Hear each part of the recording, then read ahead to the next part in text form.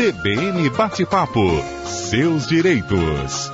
Gabriela Braga. Vamos dar as boas-vindas ao juiz do trabalho, Rodolfo Pamplona. Pamplona, bem-vindo mais uma vez. Olá, pessoal, tava doido pra começar a falar. Tava aqui sentadinho, quietinho, estou de volta. Essa adrenalina tava fazendo falta aqui na sala. Pra mim é um prazer estar aqui com vocês. Velu, essa figura simpaticíssima. E Gabriela, esse anjo, que beleza, que maravilha. Estamos aí pra bater um grande papo com todos vocês sobre esse tema, que é o assédio moral, que é um tema antiquíssimo com nome novo. Então, na verdade, é algo que mostra, inclusive, isso que a gente conversava, Lula, que é um sintoma das mudanças da sociedade, não é mesmo? Quando eu comecei como juiz de trabalho, eu vou fazer agora, já tenho mais de 21 anos como juiz, né? A minha pauta era uma pauta basicamente de horas extras, de verbas decisórias, de FGTS, discussões sobre isso, que continuamos tendo, mas não se falava sobre assédio moral. Era algo que ninguém se discutia, embora o problema já ocorresse. Já existisse. Hoje, não tem pauta que eu faça que eu não tenha pelo menos um processo que esteja discutindo isso. Por quê? Porque as pessoas tomaram consciência e de que não devem ficar mais caladas.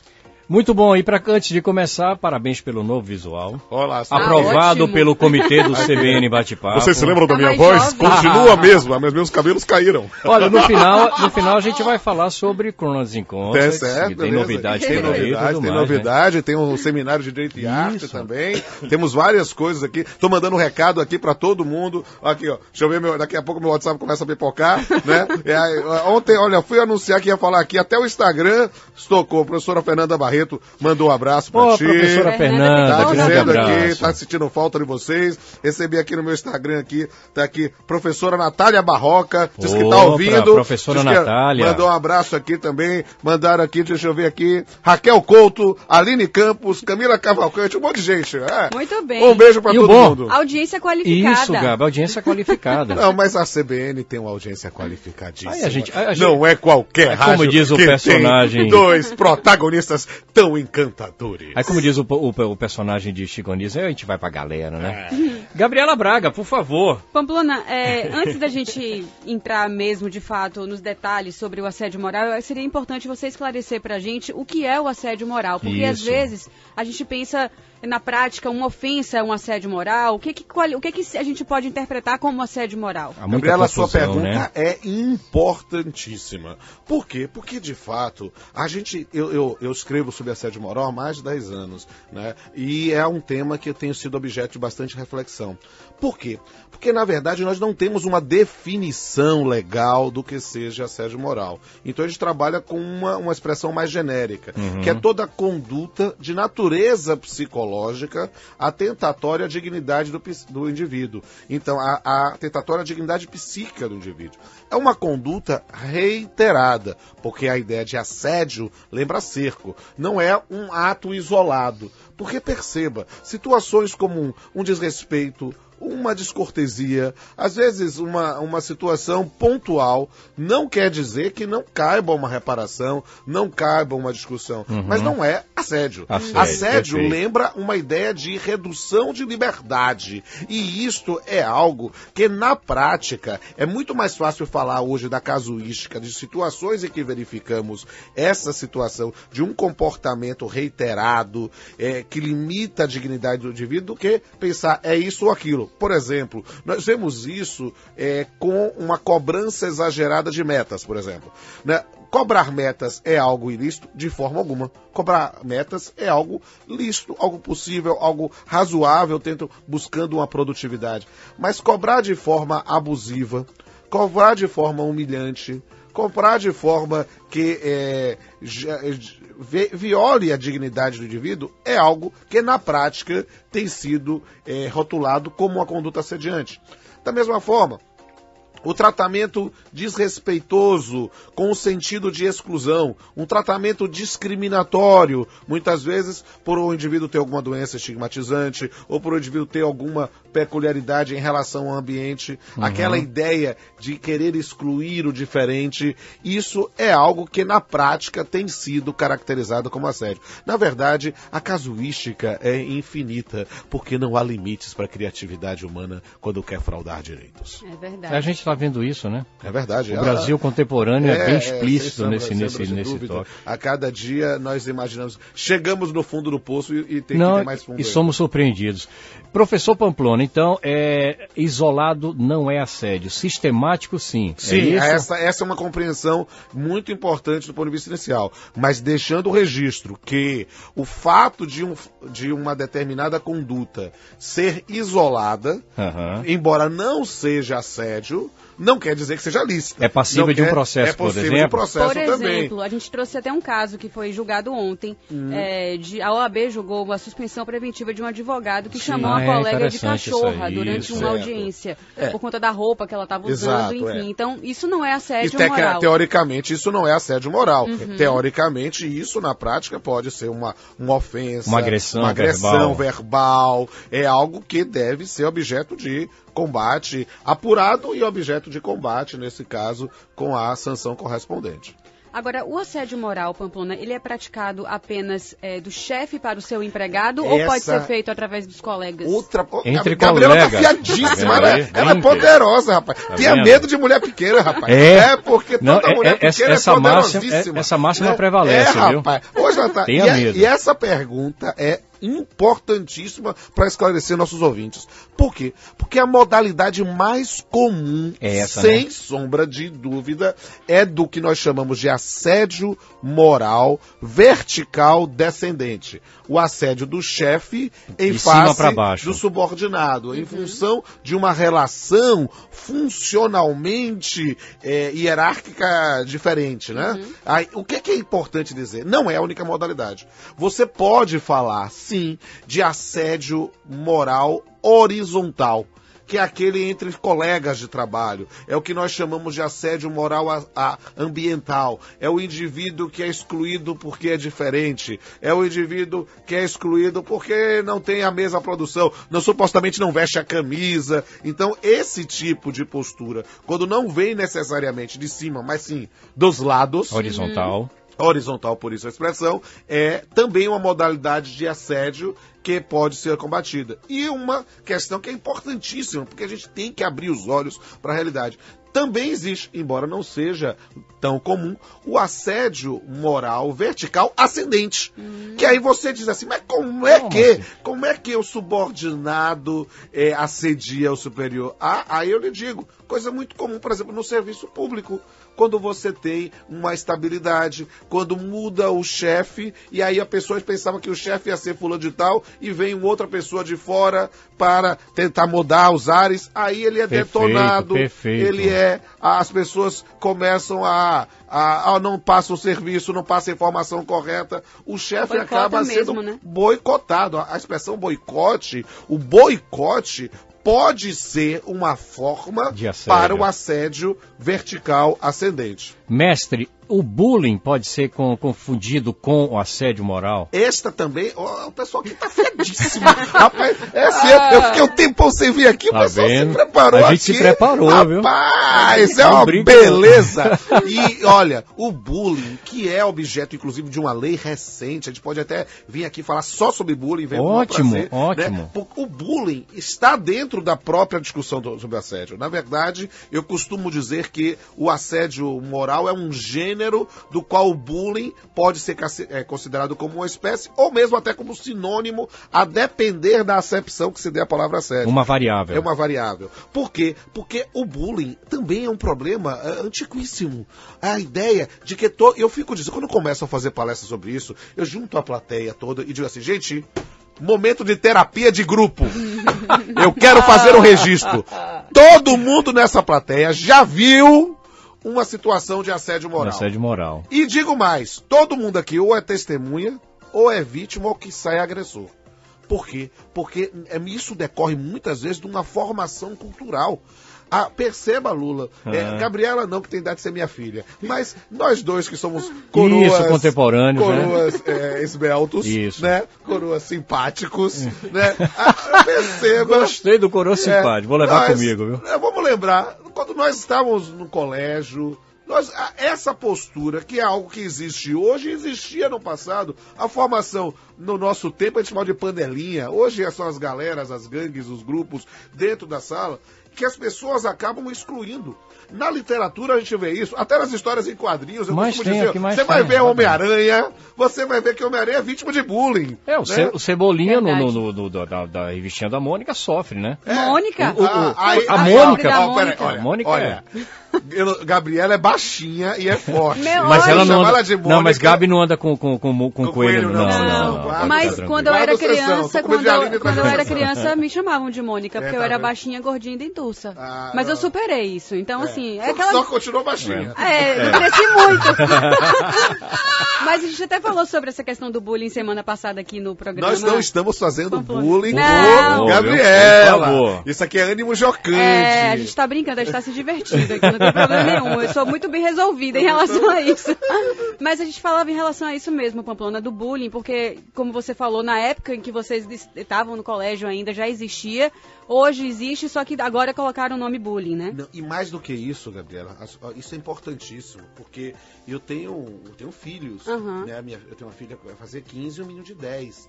Note que no meu tempo e no de Lula, quando nós éramos criança pequena em Barbacena... A gente ia pra casa tranquilo com isso, A gente ia pra casa tranquilo, a gente imaginava isso como fato da vida. Mas sala de aula tinha sempre isso. O reconhecimento é que isto é um problema. Então, note, nós... participávamos, víamos, testemunhávamos situações de bullying. Hoje, a própria noção, até mesmo por uma conscientização, e até mesmo pela situação de se verifica nos processos judiciais esse tipo de discussão, faz com que as pessoas hoje tenham preocupação. Repense. Note, eu vou no colégio dos meus filhos, tem campanha anti-bullying, tem esclarecimento, tem aula de SOI, tem o que for para dizer, gente, isso não é aceitável. E isso, para mim, Lula, talvez seja, sabe, naqueles momentos em que a gente fica meio deprê, achando que, poxa, esse mundo tá cada dia pior. Nesse ponto, não. Nesse ponto, não. Por quê? Porque nós, embora tenhamos um mundo cada vez mais complexo, cada vez, às vezes, mais desesperador pela quantidade de iniquidades que vemos, por outro lado, nós vemos que os cidadãos de bem, as pessoas estão buscando tomar consciência e tentar respeitar o outro. E bradar em relação a isso. Bradar, mas não somente o bradar, porque o bradar é importantíssimo. Bradar é importante, mas também as pessoas estão tentando sentir a dor do outro para aprender a respeitá-lo. Entrou a empatia nessa história. Aquela coisa de você sentir na pele o que... Exatamente. Porque naquela época existiam crianças que eram frutos disso aí e eram psicologicamente completamente perdidas, mas só que ninguém dava atenção. Não dava atenção, né? Vamos assim, só brincando com o Lula. Quando nós éramos pequenos, Lula, filhos de pais separados eram vítimas de exclusão, eram vítimas de bullying. Naquela época era um absurdo, né? Era um absurdo. Além do divórcio, só nos anos 70, rei. Não, e você passava na rua e dizia, olha, é filho de pai separado. Hoje, porque por uma evolução da sociedade, de uma aceitação de novas formas de família, de uma aceitação do respeito à liberdade afetiva, as pessoas diziam, não pode fazer mais isso. Mas aí o que acontece? Aquilo é uma mudança em relação ao suposto problema.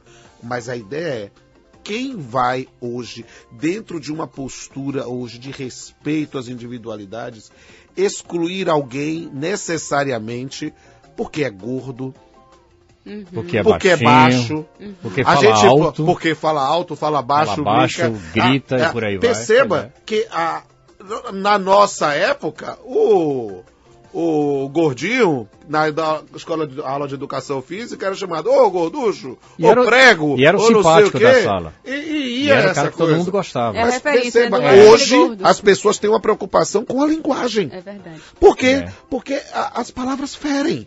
E é preciso compreender a importância de uma nova visão da sociedade. As pessoas dizem, mas o mundo está se tornando mais chato. Eu digo, não, o mundo está se tornando mais preocupado. E essa preocupação é boa, que se não tivesse esse nível de preocupação, a maneira que hoje convivemos com a intolerância seria inadministrável, né? Exato. Ninguém conseguiria gerenciar isso aí. Antes da gente ir para o intervalo, Gabi, eu vou deixar uma pergunta aqui que é interessante do nosso Na CBN só tem pergunta interessante. Tá vendo? E eu quero aprofundar mais sobre essa questão do bullying, porque eu tô com uma dúvida. Aqui, ó. Oi, CBN, eu sou motorista. Sim. E uma outra pessoa bateu no veículo que eu trabalho. A minha patroa, mesmo sabendo que não tive culpa, me disse disse que a culpa era minha, porque eu estava com a aura pesada. Iria me demitir e que eu não servia para a empresa. Ele pergunta se isso é assédio. Na volta você vai responder, né? Gente, tô aqui muita chocada gente com passa essa por isso. situação. Vamos aí, é um retrato vamos orar ou exorcizar para que resolver esse A ponto. patroa não é tão... Não. Bem... Vamos aqui, eu acho que... Já respondou?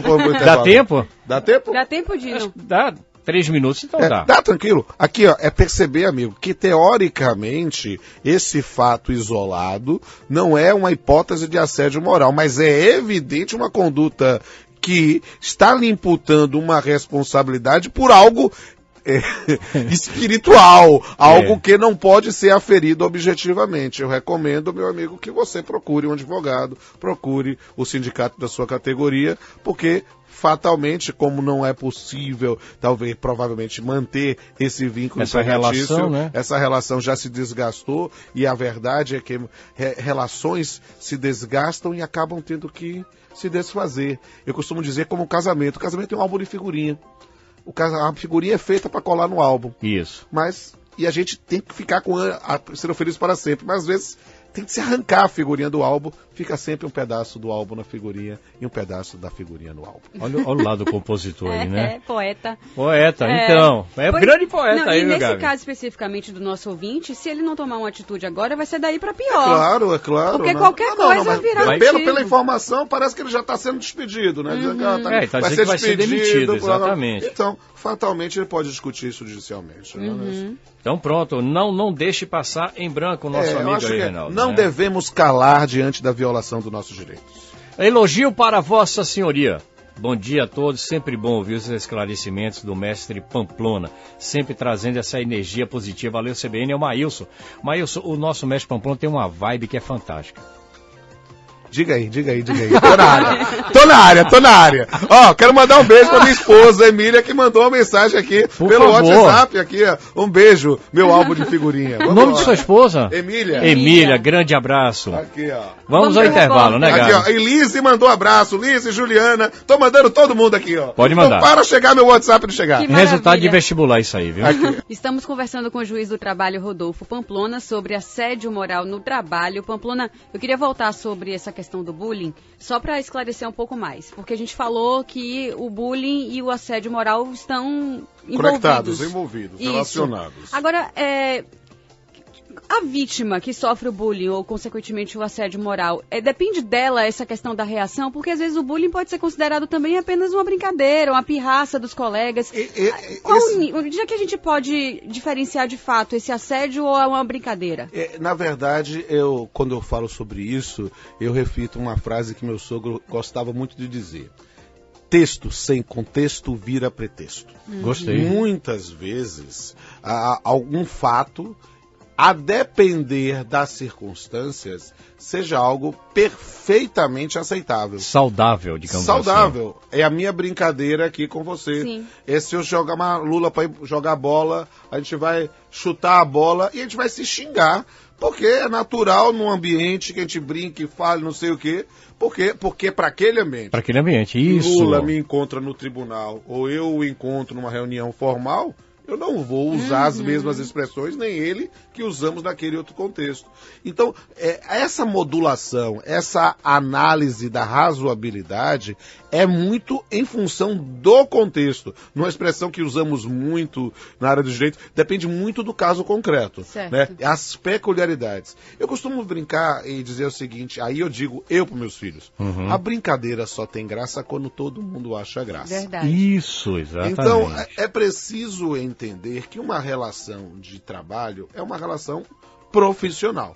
Então, por mais que se queira tornar a equipe de trabalho uma família, e isso não é algo ruim, ao contrário, é algo louvável, é preciso saber se as pessoas estão interessadas realmente em tornar aquilo um ambiente familiar. Se as pessoas estão abertas para esse tipo de relacionamento. Não se deve forçar a barra com intimidade quando não se quer. Então, por quê? Porque é justamente isso. Há determinadas questões, há determinadas brincadeiras, e aqui as aspas vão multiplicadas, já que as pessoas não estão nos vendo, mas apenas nos ouvindo, né? Há determinadas brincadeiras, entre aspas, podem funcionar em ambientes em que as pessoas realmente estão entre iguais e não tem esse medo da perda do posto de trabalho, o medo de uma retaliação. Estamos realmente com um ambiente de liberdade. Mas fale a verdade. Amigos, irmãos, sobram dedos. Né? Então, há determinados campos de intimidade que não se deve forçar com quem você não tem intimidade. Mestre Pamplona, aí na sua visão até de jurista e também como ser humano, eu estava lendo que a OIT ela tem uma preocupação muito grande, que essa coisa do assédio é mundial. Sim. Isso preocupa muito para as novas gerações? Você vê uma luz no final do túnel? Eu, como nesse ponto, eu sou um otimista. Eu digo, o fato de hoje se reconhecer como um problema. Quando eu escrevi a primeira vez tanto sobre assédio sexual, que foi a minha primeira tese de doutorado, quanto como assédio moral, que foi a tesina que eu defendi na Espanha, eu percebi, isso para mim era sintomático, que quase todos os países com idiomas próprios tinham expressões próprias para essas modalidades de ilícito. Ou seja, esse não é um problema local. Não é um problema específico do Brasil. É um problema mundial. Por quê? Porque as pessoas passaram a se preocupar mais com a forma de se relacionar. E esse também é um detalhe importantíssimo, o assédio moral não é um problema exclusivamente trabalhista. Há assédio moral no ambiente educacional, há assédio moral no ambiente familiar, em vários outros campos. O problema é que no ambiente trabalhista, em função justamente da eletricidade social que gera uma relação de emprego, o medo da perda do posto de trabalho, isso ganha contornos mais dramáticos. Mais preocupantes. Sem sombra de dúvida. Pamplona, na prática, vamos lá ajudar as pessoas que estão passando por esse problema. Sim. Né, que são assediadas. Como a gente falou, elas têm medo de perder o emprego, então acabam se sujeitando a certas coisas pelo dinheiro, pelo salário, enfim. O que elas devem fazer? Elas devem pedir ajuda a quem nesse sentido? Essa outra pergunta fantástica de esclarecimento ao nosso ouvinte. É preciso perceber que no momento em que você se sente desta forma, é claro que é algo que está mexendo muitas vezes com a sua intimidade. É claro que você deve buscar, letra A, se municiar de provas sobre esse fato, porque muitas vezes isso é apenas dito verbalmente. Se tiver documentos, se for um e-mail, se for um dado, guarda. Testemunhas são vitais. Testemunhas, e tudo saber quem são as pessoas que estão fazendo isso. E o outro lado é aí procurar ajuda. Grandes empresas têm canais de denúncia, isso é algo que tem crescido principalmente nas grandes empresas, para que a pessoa possa fazer denúncia anônima para verificar. Se não é o caso, é uma pequena empresa, é um dado, você deve procurar. O melhor caminho procura o sindicato, né, da categoria. Perfeito, o sindicato ou procura o Ministério Público do Trabalho, né, para que possa verificar se é uma situação tópica e possa investigar. Procura a justiça? Claro. Mas a justiça está à sua disposição, cidadão. Mas o fato é que, muitas vezes, você só vai à justiça no momento da reparação. Ou seja, a situação já está consolidada, não teve como resolver, não teve aspecto didático, aí a gente já vai lá só pensar em indenizações por danos morais ou patrimoniais. Entende? É raro a situação, só de um cara que tem uma estabilidade, tem uma situação. É raro o indivíduo ajuizar uma reclamação trabalhista ainda com um contrato em curso sem ter uma proteção ao emprego. Então, de fato, o melhor caminho nesse campo é o restabelecimento dos canais de comunicação, ainda que por terceiros. E os terceiros mais próximos na relação de direito material, ou seja, sem ser o processo, é o sindicato. Ou MPT. O primeiro caminho é procurar a própria empresa. Sim, claro. Porque a empresa, inclusive, deve ter tipo assim, uma prioridade em relação a isso. Claro. Que aí a pergunta que eu vou lhe fazer, mestre Pamplona. Digamos que tenha havido esse assédio horizontal. Aí o que foi assediado, a vítima, ele entra com processo contra alguém desse grupo horizontal. Isso pode refletir na empresa? A empresa pode passar a ser uma... A questão é muito mais profunda, Lula. Por quê? E vou desdobrar. Eu vou pegar primeiro essa parte final. O indivíduo não entra com processo contra o assediador. Ele entra contra a empresa. Ele já entra direto contra a empresa. Por quê? Porque a empresa responde objetivamente, responde independentemente de culpa pelos atos dos seus empregados. Exatamente. Então, isso é uma previsão específica do Código Civil, artigo 932, inciso 3º, combinado com 933. Então, nesse caso, o indivíduo ajuiza diretamente contra a empresa. Então, o que mostra aí a parte inicial da sua observação. O interesse da empresa de evitar isso. Por quê? Porque a sua observação, como eu disse, é muito mais profunda do que você possa imaginar. Porque não há uma única tipologia, não há um único modelo. Então, às vezes, esse assédio está sendo praticado por um colega de trabalho, às vezes está sendo por um superior, mas o patrão, o empregador, nem está sabendo. Não chegou até ele. Não chegou a ele. Então, se é possível estabelecer canais de comunicação, é fácil. Há outras situações em que não é. O próprio assediador é o empregador.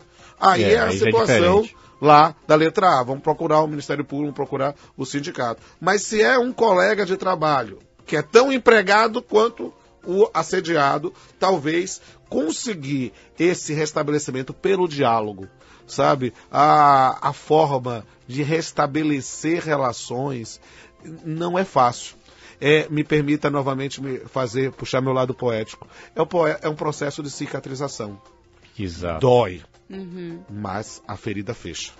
Mas a cicatriz fica no recôndito da lembrança. Para quê? Para que nunca mais queira se ferir novamente. Antes de voltar aqui para a nossa Gabi, a Lucidalva da Federação está dizendo parabéns para vocês, em especial doutor Pamplona. Ficou esclarecido. Minha dúvida, ela tinha uma dúvida, não precisou nem perguntar. Você já esclareceu, tá vendo? Amém, Lucidalva, um grande beijo para você e fico feliz pelo esse dom de profecia que eu não sabia que tinha. E estamos aí, vamos aí. Mestre Pamplona, antes de passar para a Gabi, esse aqui que eu queria perguntar. Existem propostas de alteração do Código Penal ou projetos de lei que estão tratando desse assunto? Estão acontecendo conquistas?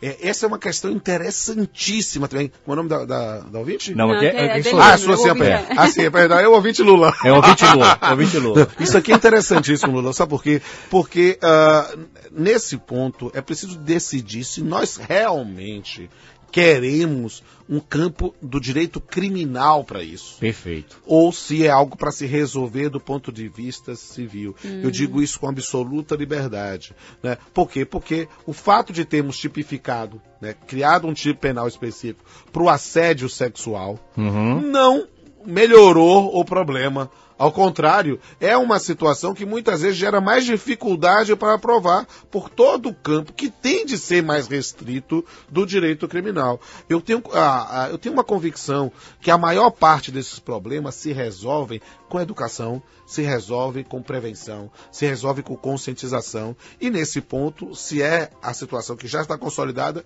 com reparação pecuniária, para doer na parte mais sensível do corpo humano, que é o bolso. Exatamente. Entende? Parece-nos que talvez seja a melhor solução, mas, sem deixar a pergunta sem resposta, é preciso saber que existem projetos sim. Em relação ao bullying, nós tivemos uma lei recentemente que tratou dessa matéria, como eu disse, pode ser objeto através de uma entrevista específica, né? Mas em relação ao assédio moral, nós temos vários projetos de lei tentando defini-lo, porque é uma grande dificuldade prática, e isso acaba virando uma panaceia, sabe? A solução para todos os males. Você me agrediu, alguma coisa, é assédio, sabe? E eu digo isso como um fenômeno muito interessante. Por quê? Porque assédio sexual e assédio moral são fenômenos antiquíssimos. Só que o assédio sexual, até hoje, não é algo que as pessoas falem o tempo todo em processos judiciais. Eu digo com absoluta liberdade, eu tenho mais de 20 anos como juiz e funcionei em 2 processos. Nossa, é muito pouco. Muito pouco, né? Sobre discussão de assédio sexual. Poxa, uns colegas, eu fui muito, quanto? 5, 6, 10. Assédio moral eu tenho todo dia. Mas talvez justamente por quê? Porque não houve essa tipificação. Perfeito. Houve uma compreensão maior de que há uma necessidade de combater formas de violação à dignidade. Pamplona, você falou aí que tem esse acesso a processos de assédio moral praticamente diariamente. Sim. Agora, acompanhe meu raciocínio, que eu fico pensando, me colocando no lugar do trabalhador. Ele sofre o assédio, não tem jeito, a opção é entrar na justiça contra a empresa que ele trabalha.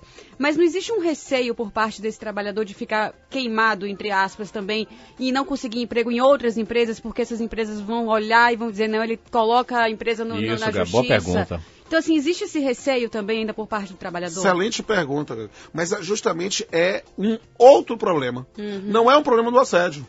Isso ocorre com as horas extras, ocorre com o desvio de função, ocorre com a equiparação salarial, ocorre com qualquer situação em que as pessoas não conseguem ainda ter a maturidade de perceber que ir ao Poder Judiciário não é virar inimigo. Ir ao Poder Judiciário estou submetendo ao Poder Judiciário uma pretensão que eu tenho e que você acha que eu não tenho. Vamos ver se eu tenho ou não tenho. Essa é a discussão. Por quê? Porque nós não conseguimos nos resolver diretamente. Chegar a um acordo. O que há? Há a noção dessa estigmatização que pode ocorrer numa reclamação trabalhista. Isso é algo de uma expressão, inclusive, hoje, politicamente incorreta, mas consagrada pelo uso, que é chamada lista negra. Ora, esse tipo de prática tem de ser combatida.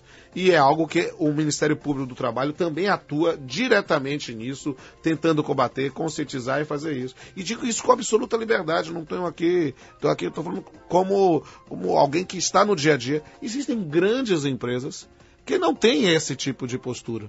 Né? Eu tenho com muita frequência ações da Caixa Econômica, do Banco do Brasil, da Petrobras, de empregados que estão na ativa.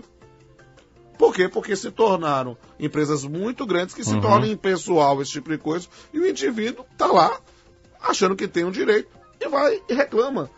Com outras empresas já não é tão comum.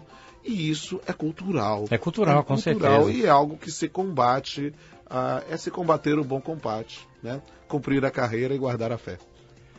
Professor Pamplona, nesses seus 20 anos e o assédio moral crescendo cada vez mais a nível de reclamação, quais são as estratégias mais visualizadas desses assediadores colocadas em prática, para que o nosso ouvinte tenha uma ideia? Por exemplo, ele está no local agora, no ambiente de trabalho, ele pode detectar numa dessas mensagens, olha, isso está acontecendo comigo. O que é mais comumente utilizado por quem assedia? Vamos tentar buscar aqui um elemento comum, frequente, nesse campo de assédio. Eu vejo uma característica de exclusão. O que é isso? Tira e deixa ele fora do foco. Deixa o indivíduo fora do foco, ou humilha porque ele não alcança a cota, ou não lhe dá trabalho, ou seja, ou lhe dá informações equivocadas, incompletas, ou seja, boa parte das posturas assediantes podem ser compreendidas também como condutas discriminatórias. Então, com muita frequência, nós vemos isso na prática. Então, quando o indivíduo fala sobre metas, eu falo como situação de descumprir quem eventualmente não tem um alcance, não mais por circunstâncias. Né? Quando o indivíduo fala de tratamento difamante, injuriante, calunioso, eu também falo, olha, é uma noção de intolerância ao indivíduo, por quê? Porque ele é diferente de você e não aceita a sua brincadeira. Se você está imaginando. Então, eu vejo isso, estou falando mais como cientista do direito do que propriamente como professor, como juiz. Eu vejo isso como um elemento extremamente comum. Então, quais são as práticas que se verificam? Verifica a situação de humilhações no trabalho, as situações de exclusões. Se me permita ter uma referência, claro. É o Papeando com o Pamplona. Nós fizemos um Papeando com o Pamplona especificamente, pode procurar no Google, no YouTube, está disponível em todos, com o professor José Augusto Rodrigues Pinto e com a UVT, com a professora Petilda Vasquez. Fantástico! Discutindo justamente o tema do assédio moral, dessas posturas que muitas vezes são uma manifestação de intolerância. Pamplona, na prática, você tem visto que as mulheres sofrem mais assédio do que os homens pelo próprio contexto histórico de exclusão da mulher no ambiente de trabalho? Na verdade, há um elemento comum, um elemento bastante sintomático de... Eu não tenho os dados, né, não tenho dados objetivos para fazer isso, mas o fato é que as mulheres ocupam hoje uma fração muito significativa do mercado de trabalho. Então, e em determinadas situações de posturas, por exemplo, quando eu vejo cooperadoras de telemarketing, que é uma atividade que pode ser tanto masculina quanto feminina, sim, mas que vê-se uma predominância da mão de obra feminina, então normalmente é natural que vemos isso no assédio. Vemos também com vendedoras, né? É algo que nós acabamos fazendo um sintoma, mas é preciso perceber que a noção do assédio moral é muito mais do que uma questão de gênero.